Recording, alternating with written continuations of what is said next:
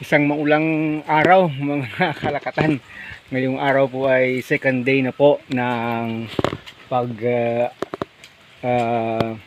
asiwas sa atin dito ng bagyong Krising sa pamamagitan ng malakas na ulan. Wala po namang malakas na hangin, pero ulan po, grabe bumagsak po kagabi dito yung malakas na ulan. At hanggang ngayon po ay masyado pa rin makulimlim yung panahon, kaya yung ating mga kanal-kanal ng ating area ng Lakatan dito ay may mga tubig pa. Humupa po ng konti, pero ito na naman po, umaambon-ambon na naman, uumpisa na naman siya. So yan, dito habang libot tayo ng libot dito kasi kailangan kong mamonitor. Biglaan po na naman umakyat yung Sigatoka dahil po sa sunod-sunod na araw na puro ulan. Yan po naman yung magiging negative effect sa ating sagingan. Walang humpay na ulan, medyo makulimlim talaga, kaya madilim yung ating video. Kaya ating costume ngayon ganito talaga. Pati yung ating mga kambing hindi po basta-basta makakalabas ng kulungan. Kaya magkukumpay na naman tayo sa cutty time ng iba't ibang klase na makuha natin sa paligid. Pati yung napier grass natin dito, abot na natin halos sa kakakumpay kasi nga diretso po kasi yung ulan. So syempre pag hindi nakalabas yung ating mga kambing, talagang puspusan tayo sa pagkukumpay. So yung ating main drainage na dito, yan po, dumadara yung tubig is flowing dahil po magdabagang ulan. So, yung ating magiging topic ngayong araw ay ano kaya magiging effect nito sa ating mga lakatan. So, ito po, yung buti na lang medyo malalim yung drainage. Ito patuloy pa rin pumapatak-patak-patak. Mamaya babagsak naman ng medyo malakas. So,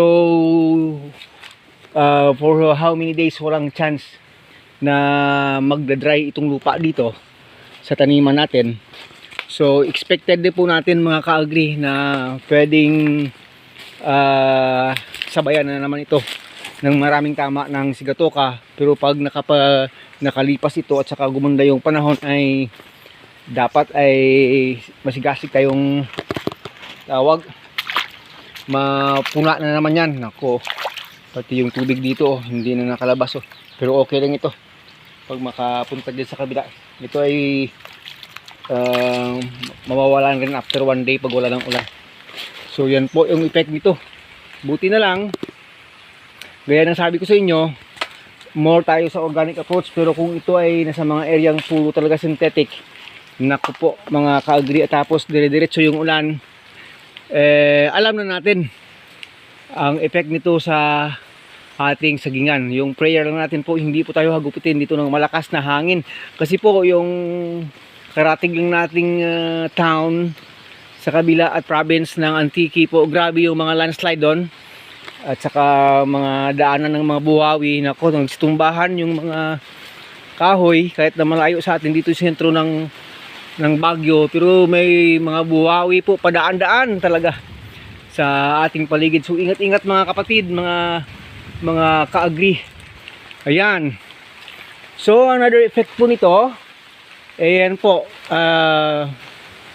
mahihirapan tayo ng konti sa management kasi nga palaging basa yung lupa. At effect po nito talaga direct is magkaka-stress na naman yung mga saging natin. Sigurado po yun. Sobrang tubig stress, kulang sa tubig stress din, daanan ng malakas na hangin, nako, stress rin po yan sa sagingan natin. So wala tayong magagawa, talagang ganyan yung buhay ng magsasaka. Ayan po, pumatak-patak na naman prayer lang natin hindi tamaan ng grabe talaga.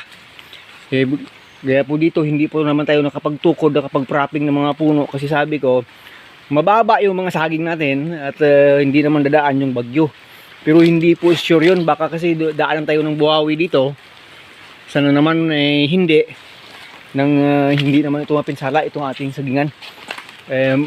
Marami na naman ang bunga dito na malaki na, mga 2 weeks, 1 week from now pwede na ma-harvest. Pero pag daanan ka ng buhawi, nako talaga mga ka-agri. So ito yung situation natin dito sa ating lakatan pagkatapos pong dumaan si Bagyong Krising. Andun na yun sa Northern Luzon. O ito, kunin pa naman sana to. Ayan po. Nako. Marami nang malaki pang harvesting natin next week. So ito lang yung problema. Ulan. Pero harvesting walang problema. Kahit hindi makakit dito yung motor natin, may kukuha yan dito. May tagahako tayo na karosa. So ito yung ating second area dito na sabi ko nga talagang time na nilang palabas ng palabas yung mga puso. So pa isa-isang lumalabas yung may mga puso dito dahil talagang gano'n na nga. Ay sabi ko itong area ay okay pa rin kahit na daanan ng tag-ulan yan dito at saka ng sigatoka. Ito yung pinagmamalaki natin na hindi masyadong tatamaan kasi nga sa ating approach. Kasi tanong na tanong yung mga kaibigan natin bakit ang baba ng saging mo? Wala namang maraming tama ng sigatoka. Yung iba sabi wala daw, mayroon. So ito 8 hands po ito. Baba lang. Mula dito mga 3 feet lang yan. 3 feet lang yan mula sa lupa. Mula dito yung tip nitong plastic na ito. Ganyan kababa. Kaya pag tayo harvest tayo ay minsan hinahawakan lang natin yung buwig at saka putulin Ito yung third area natin dito. Susunod rin itong magbubunga. May nagbubunga na dito in fact So ito hindi masyadong kalakihan yung puno compare sa iba, pero yun nga yung approach natin ay iba. Hindi ito siguro kung marami tayong kapital pambili ng synthetic bigyan na rin natin ng marami kaso kulang na kulang. At saka ayan, nag-more tayo ng organic pero maganda rin pala mga ka-agri effect ng more na organic na abono, pataba sa ating mga lakatan. Ay nako, lalakas pa yung ulan na naman. So yun, update po ito dito ngayon sa atin kung ano yung sitwasyon pagkatapos na dumaan yung malakas na ulan kagabi. Talaga baha yung aming mga creek at saka yung aming mga river dahil sa tama sa malakas na ulan kagabi. Ngayon po ay nasa orange warning pa tayo. Ibig sabihin, alam nyo na pag orange. Kasi nakikita nyo rin sa balita. So, asahan natin mamayang hapon or a few hours from now, babagsak na naman yung malakas. So, yung gagawin natin, as early today, makapag-kuha tayo ng kumpay para sa kambing. Yun yung mga tubig, nakastagnant na dito.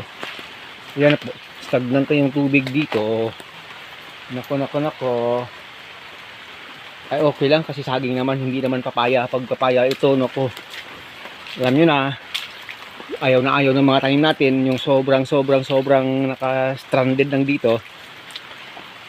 Pero ito kasi may one day nawala ng ulan, dito lalabas na rin ito gradually mga ka-agri.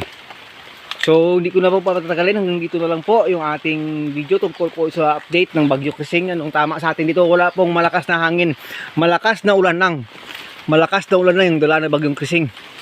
At sabi ko hindi lang tamang-tama ang ulan, sobra na yung ulan. Buti na lang walang malakas na hangin. Kung mayroon ako, siguro yung mga dahon ng saging natin hindi maiintindihan kung may dumaang malakas na hangin. Malamang punit-punit yung mga dahon.